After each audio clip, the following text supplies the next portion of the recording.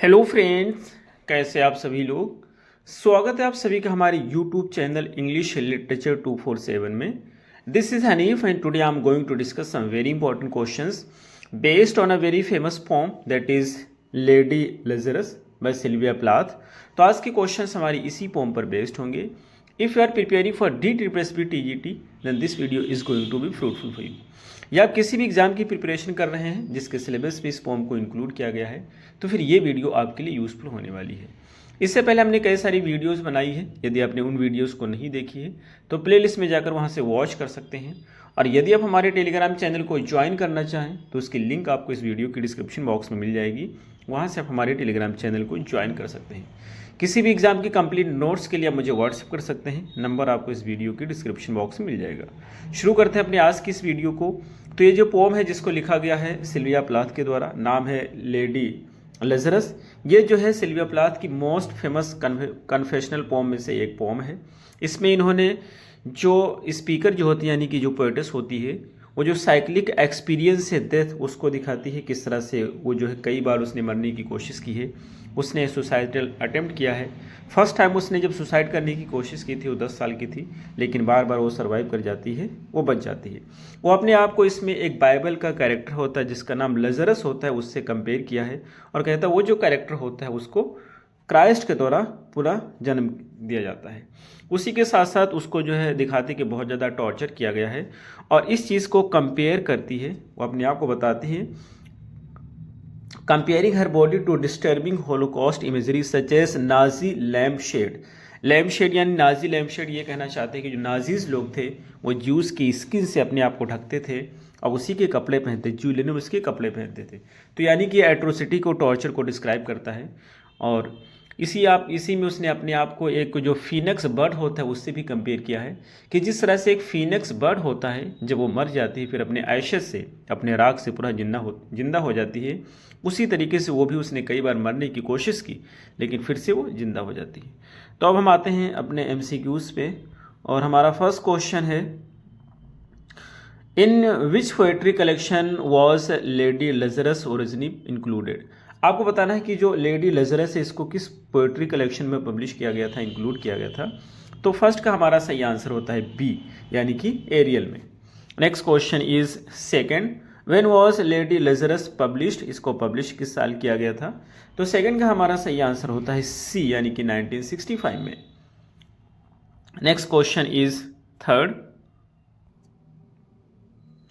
What literary genre does Lady Lazarus belong to. आपको बताना है कि लेडी लैज़रस किस टाइप की पोम है।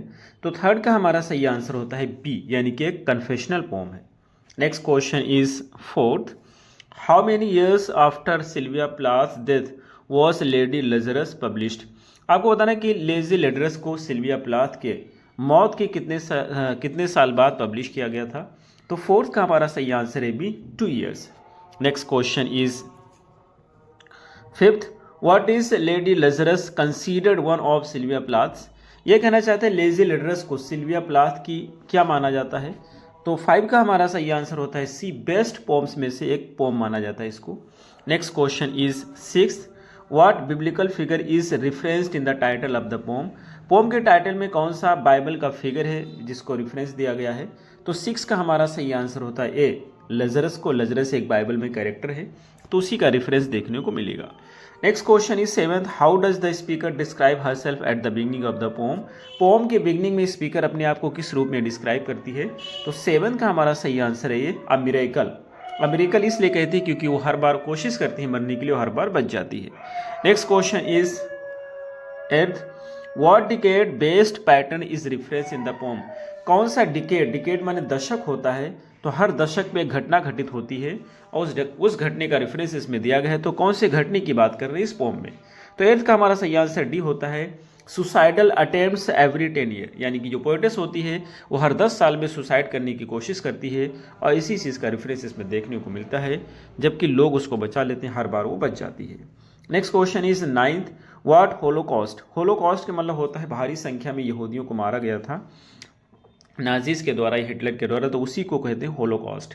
तो what Holocaust imagery is use in the pome, कौन सा होलोकॉस्ट इमेजरी है जो कि इस पोम में यूज़ की गई है? तो 9 का हमारा सही आंसर होता है B, Nazi lampshade and Jew linen. Lampshade से कहना चाहते हैं कि यह जूस की स्किन्स, और लिनन माने क्लॉथ की बात करते हैं, जूस के क्लॉथ। तो ये एट्रोसिटी को दर्शाता है, यानी कि जो लोगों पे टॉर्चर किया गया था, अत्याचार किया गया था जूस पे, उस चीज़ को दिखाता है। Next question is 10th, what is Lady Lazarus commonly interpreted as. ये कहा जाता है लेडी लजरस को कॉमनली किस रूप में इंटरप्रेट किया गया है? तो 10 का हमारा सही आंसर होता है C, an expression of Plath suicidal attempts and thought. इसको बताया गया है कि ये जो पोम है एक एक्सप्रेशन है प्लाथ के सुसाइडल अटेम्प्ट्स और थॉट्स की। Next question is 11th, what event does the speaker refer to when she says. ये कहना चाहते हैं जब स्पीकर ये लाइन बोलती है कि the first time it happened when I was 10, तो ये लाइन से कहते पहली बार ये घटित हुआ था जब मैं 10 साल की थी। तो इससे पोएटेस कौन सी इवेंट की बात कर रही है? तो 11 का हमारा सही आंसर होता है ए, यानी हर फर्स्ट नियर डेथ एक्सपीरियंस, पहली बार जो मौत के बहुत ही करीब हो गई थी, पहली बार जब उन्हें सुसाइड करने की कोशिश की थी तब वो 10 साल की थी। Next question is 12, what does the speaker compare her attempts to death. जो स्पीकर का अटेम्प्ट होता है डेथ करने का, तो वो किस चीज़ से कंपेयर करती है इस चीज़ को? तो 12 का हमारा सही आंसर होता है ए, यानी कि आर्ट से कंपेयर करती है, उसको एक आर्ट मानती है। Next question is 13th, what does the speaker call the crowd that watches her. उस क्राउड को क्या कहती है जो उसको वॉच करते हैं?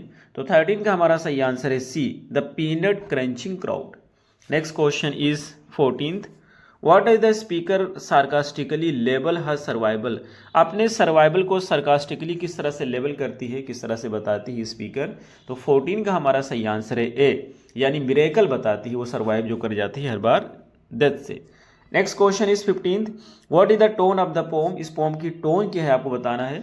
तो 5 का हमारा सही आंसर है बी, यानी कि डार्क एंड डिफाइंड। डिफाइंड की मीनिंग क्या होती है? तो डिफाइंड मीन्स होता है कि जो है कोई भी लिमिटेशन है उसको एक्सेप्ट करने से मना कर देना, या भी जो भी ऑर्डर होते हैं, जो भी रूल्स होते हैं उसको एक्सेप्ट करने से मना कर देना, और ऑफन इन अ चैलेंजिंग और रिबेलियस मैनर, तो उसको बोलते हैं defiant. Next question is 16th, what colour hair is speaker described as having at the end of the poem. Poem के एंड में स्पीकर ने अपने बालों के कलर को किस रूप में डिस्क्राइब किया है? तो 16 का हमारा सही आंसर है सी, यानी कि red. Next question is 17th, what literary device is prominent in the phrase. ये जो फ्रेज है इसमें कौन सी लिटरेरी डिवाइस का प्रयोग किया गया है? आई ईट मेन लाइक एयर, यानी कि मैं इस तरह से लोगों को खाती हूँ जिस तरह से हवा को खाती हूँ। तो इसमें क्या यूज़ किया गया है? लाइक का प्रयोग किया गया है, तो ये सिमिली होगा, B is the right answer. Next question is 10th, how many lifes does the speaker compare her self to having like a cat. वो कहते हैं उसकी ज़िंदगी ही जो वो कैट की तरह से है, जिस तरह से कैट के 9 लाइफ्स होती हैं उसी तरीके से उसकी भी कितनी है? 9 लाइफ्स हैं। इस वजह से 18 का सही आंसर हो जाएगा सी।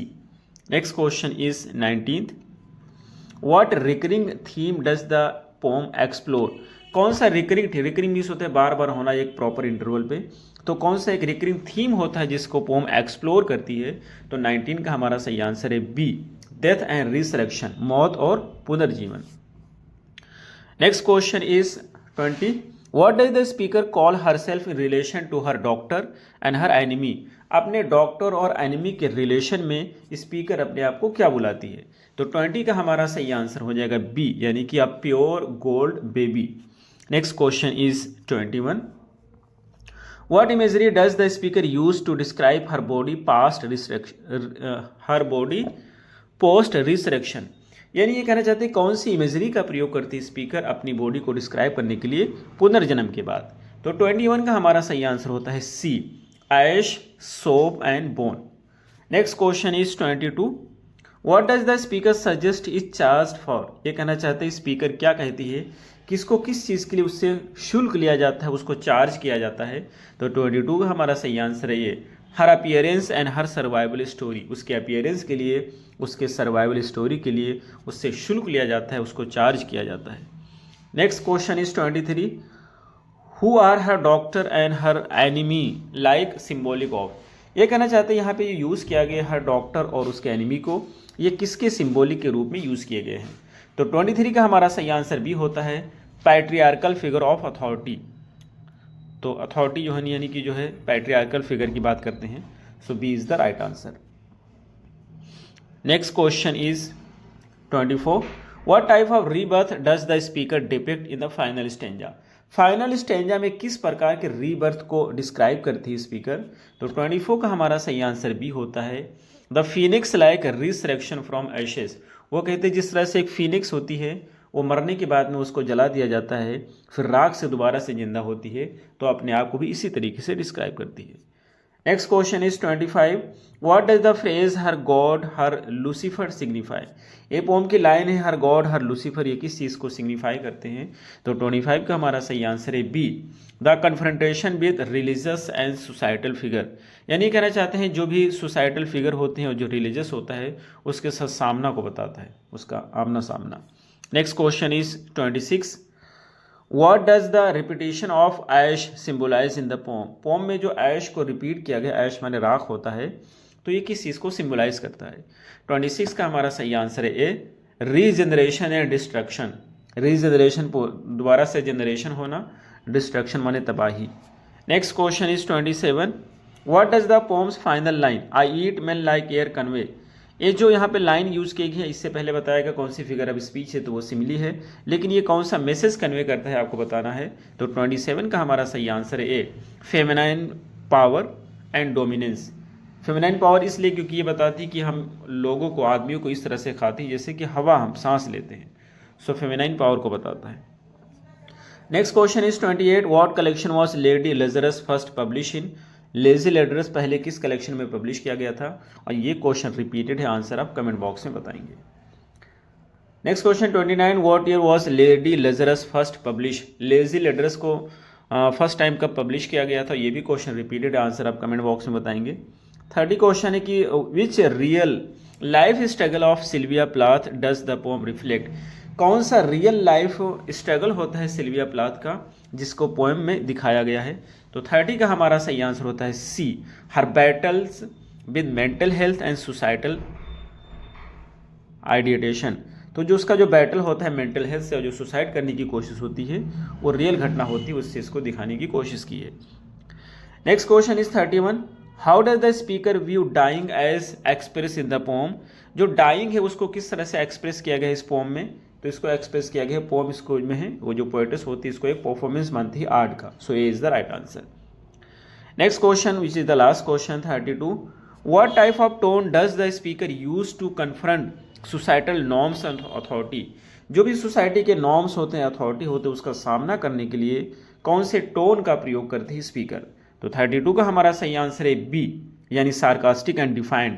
डिफाइंड की मीनिंग आपको बता ही दिया है, डिफाइंड मीन्स होता है जो भी लिमिटेशंस होते हैं, जो भी ऑर्डर्स या रूल्स होते हैं उसको एक्सेप्ट नहीं करना, मना कर देना।